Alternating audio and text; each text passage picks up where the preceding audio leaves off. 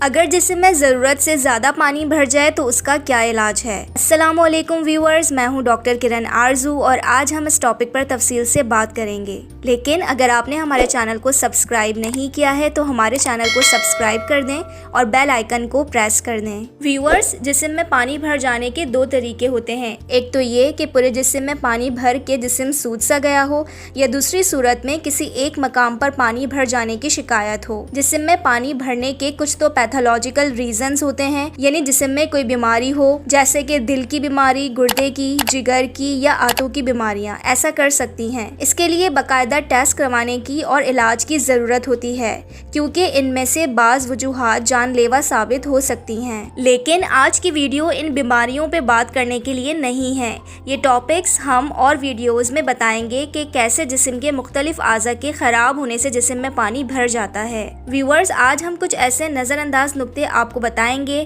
جو جسم میں اضافی پانی بھرنے کی وجہ ہو سکتے ہیں۔ اگر آپ کو کوئی بیماری نہیں ہے تو نیند پوری نہ ہونا، ہر وقت کی ٹینشن، غذا کی خراب چوائسز اور پانی کم پینے سے جسم میں پانی بھر سکتا ہے۔ جو لوگ اسٹریس میں رہتے ہیں ان میں کورٹیسول جو ایک اسٹریس ہارمون ہے اور الڈوسٹیرون زیادہ نکلنے لگتا ہے۔ ویورز، غذا ہمارے معاشرے کا سب سے بڑا مسئلہ بنا ہوا ہے۔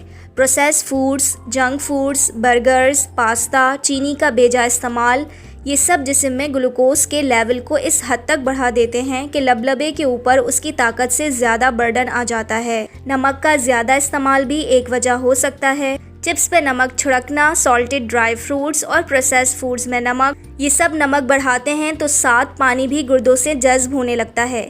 غذا میں پروٹینز اور وٹامن B1 تھیامین کی کمی پانی بھرنے کی ایک اور وجہ ہو سکتی ہے۔ ویورز، آپ سے ریکویسٹ ہے کہ پلیز اپنے کھانوں سے کاربوہائیڈریٹس کو کم کرنا آج ہی سے شروع کر دیں۔ کاربز اب ایک زہر بن چکے ہیں۔ بہت ضروری ہے کہ خود کو اور اپنے بچوں کو صحت بخش غذا کی طرف واپس پلٹایا جائے، اس سے پہلے کہ ہر دوسرا شخص دل یا گردہ تھامے بیٹھا نظر آئے۔ فاضل پانی جسم سے نکالنا بہت آسان ہے اگر کوئی بیماری اس کی وجہ نہیں ہے تو۔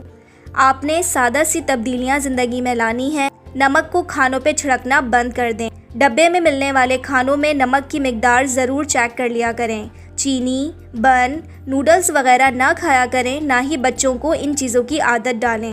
اس کے علاوہ وٹامن B5، B6 فاضل پانی کو جسم سے نکالنے کے لیے پر اثر ہوتے ہیں۔ براؤن چاول اور گوشت B6 کی زبردست مقدار کے حامل ہیں۔ آپ کی باڈی میں پوٹاشیم اور میگنیشیم پانی کو بیلنس رکھنے میں زبردست رول ادا کرتے ہیں۔ ان منرلز کو پانی اور غذا سے حاصل کریں۔ ایک اچھے ہائیڈریٹڈ جسم میں پانی بیلنس میں رہتا ہے اور جمع بھی نہیں ہوتا۔ اپنے پانی پینے کے استعمال کو بہتر سے بہتر بنائیں۔ ویورز، ڈینڈیلیون جسے پاکستان میں ککروندہ کہتے ہیں، اس کے پتے پانی میں ابال کر پینے سے جسم کی سوجن پہ بہت اچھا فرق پڑتا ہے۔